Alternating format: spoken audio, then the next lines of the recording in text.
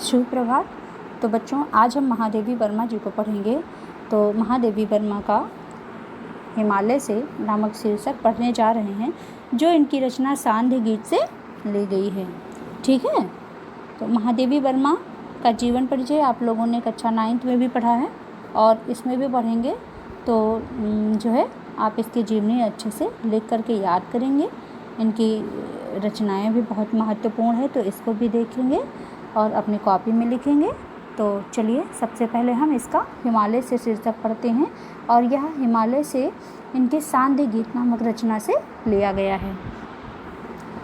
इनका एक और भी शीर्षक था पहले, वर्षा सुंदरी के प्रति, जो इस बार आपके 30% पाठ्यक्रम में कट गया है, तो हम उसको ना पढ़ के हिमालय से पढ़ते हैं।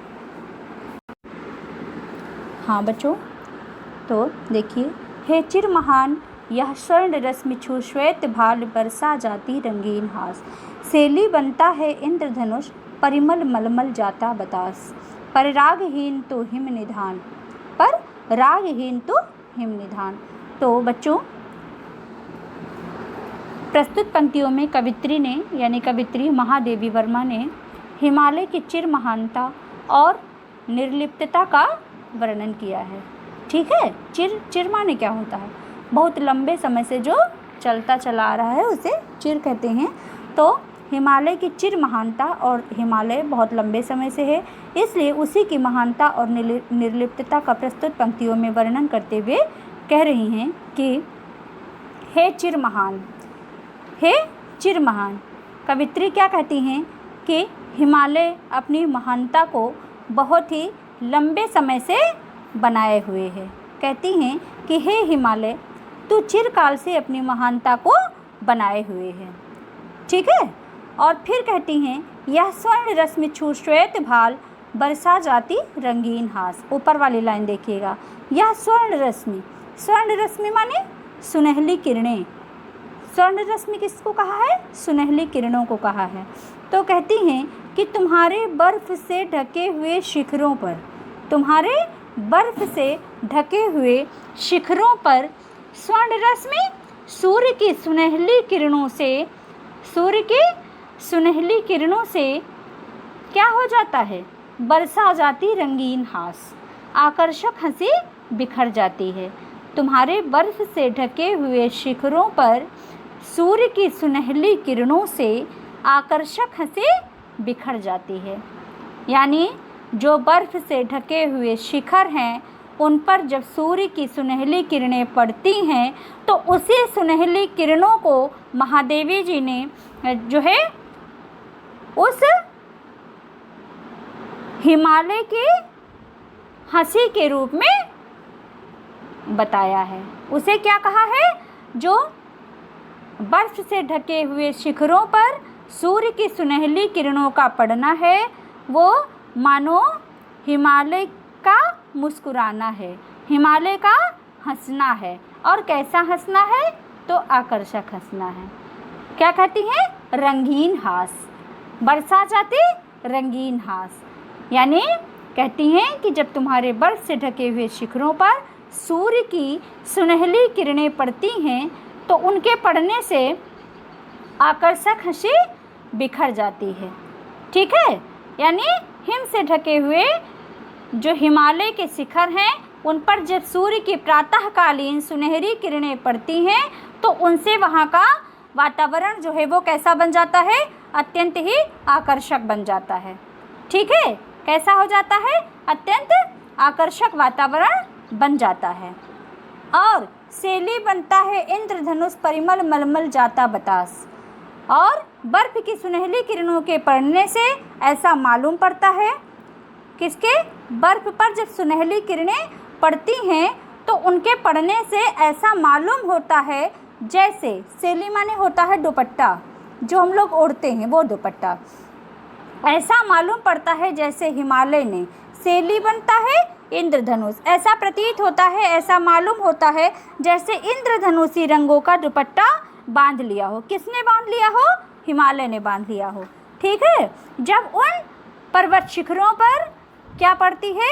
प्रातःकालीन सूर्य की सुनहली किरणें पड़ती हैं, तो ऐसा प्रतीत होता है जैसे हिमालय ने इंद्रधनुषी रंग का दुपट्टा बांध लिया हो। कैसा बांध लिया हो? शैली बनता है इंद्रधनुष, शैली माने दुपट्टा, इंद्रधनुष माने इंद्रधनुषी, और इंद्रधनुष में 7 रंग होते हैं। तो यह जो है जब हिमालय के शिखरों पर जब क्या होता है, सूर्य की किरणें पड़ती हैं, क्योंकि वह सफ़ेद है, एकदम सफ़ेद है, वाइट एकदम है, तो उस पर जब सूर्य की सुनहली किरणें पड़ती हैं तो उसकी आभा कुछ ऐसी हो जाती है जैसे उसने इंद्रधनुषी रंग का दुपट्टा धारण कर लिया हो, बांध लिया हो। और परिमल मल जाता बतास। परिमल माने सुगंध, परिमल मल जाता बतास, और बतास माने वायु। बतास, एक एक शब्द पर बहुत ध्यान दीजिएगा, क्योंकि महादेवी जी की ये पंक्तियाँ हैं और इनमें ये जो है पूर्ण रूप से अर्थवान हैं और थोड़ा गूढ़ भी हैं। ठीक है, तो इसको बहुत ध्यान से पढ़िएगा। कहीं आपने वायु की पर्यायवाची बतास आज तक पढ़ी नहीं होगी, लेकिन बतास माने वायु। तो परिमल मलमल जाता बतास पर रागहीन तो हिमनिधान। कहती हैं कि फूलों के संपर्क में आने से सुगंधित वायु, फूलों के संपर्क में आने से, फूलों के संपर्क में आने से सुगंधित वायु उसके शरीर पर मानो चंदन का लेप कर जाती हो। परिमल मल जाता बतास, और मल क्यों कहा है? चंदन का लेप करने को कहा है। ठीक है, तो जो हिमालय पर्वत है वहाँ पर फूलों के संपर्क से सुगंधित वायु, और सुगंधित वायु किसके संपर्क में आती है? सुगंधित वायु तभी होती है जब वह फूलों के संपर्क में आती है। तो फूलों के संपर्क में आने से सुगंधित वायु उसके शरीर पर, और उसके से किसका बोध हो रहा है? यानी उस हिमालय पर्वत पे। यहाँ पर जो भी बातें कही गई हैं हिमालय के लिए कही जा रही हैं, तो उसके यानी हिमालय के शरीर पर मानो चंदन का लेप कर जाती हूँ, मानो चंदन का लेप कर जाती हूँ। फिर से देख लीजिएगा ये लाइनें। शैली बनता है इंद्रधनुष परिमल मलमल जाता बतास, और जब जो है किस पर? उन शिखरों पर, हिम से ढके हुए हिमालय के शिखरों पर, और हिम माने बर्फ, तो बर्फ से ढके हुए उन शिखरों पर जब प्रातःकालीन सूर्य की सुनहली किरणें पड़ती हैं तो वहाँ का जो वातावरण है वो अत्यंत आकर्षक बन जाता है, और बर्फ़ पर सुनहली किरणों के पड़ने से ऐसा प्रतीत होता है, ऐसा मालूम होता है जैसे हिमालय ने इंद्रधनुषी रंग का दुपट्टा बांध रखा हो, बांध लिया हो। और नीचे की लाइन में देखिएगा, परिमल मलमल जाता बतास, और फूलों के संपर्क में आने से सुगंधित वायु उसके शरीर पर मानो चंदन का लेप कर रही हो। यानी जो वहाँ पर वायु चल रही है, जो वहाँ पर वायु जो है वायु का संपर्क जो है फूलों से हो करके जो हिमालय पर्वत पर जाती है, तो ऐसा प्रतीत होता है उस हिमालय के ऊपर जो सुगंधित वायु है वो चंदन का लेप कर रही हो। चंदन भी सुगंधित होता है, शीतल होता है, और वहाँ की वायु भी कैसी है? अत्यंत ही सुगंधित और शीतल है। तो ऐसा प्रतीत होता है कि जैसे उसने किस चीज़ का लेप कर दिया हो? चंदन का। सुगंधित वायु उसके शरीर पर मानो चंदन का लेप कर रही हो, ऐसा प्रतीत होता है। परंतु पर रागहीन, राग माने प्रेम होता है, राग माने प्रेम होता है, तो पर रागहीन तो हिमनिधान, परंतु हिमालय इन सभी चीज़ों से निर्लिप्त है। हिमालय किससे निर्लिप्त है? इन सभी चीज़ों से निर्लिप्त है। इन सब वस्तुओं से उसे किसी प्रकार का कोई अनुराग नहीं है, कोई प्रेम नहीं है, अतः वह महान है। महादेवी जी कहती हैं कि कोई कुछ भी करे हिमालय के लिए, लेकिन उस हिमालय पर्वत पर कोई भी जो है कोई भी उसके ऊपर प्रभाव नहीं होता। वो इन सभी चीज़ों से जो है निर्लिप्त है, इसीलिए वो महान है। उसको किसी भी वस्तु से कोई अनुराग नहीं है, इसीलिए वह महान है। और कवित्री ने इन पंक्तियों में हिमालय की महानता तथा वैराग्य का वर्णन किया है। भाषा सरल सुबोध और खड़ी है, शैली चित्रात्मक और भावात्मक है, रस शांत रस है, गुण माधुर्य है, शब्द शक्ति लक्षणा है, अलंकार में रूपक पुनरुक्ति प्रकाश और मानवीकरण अलंकार का जो है प्रयोग किया गया है।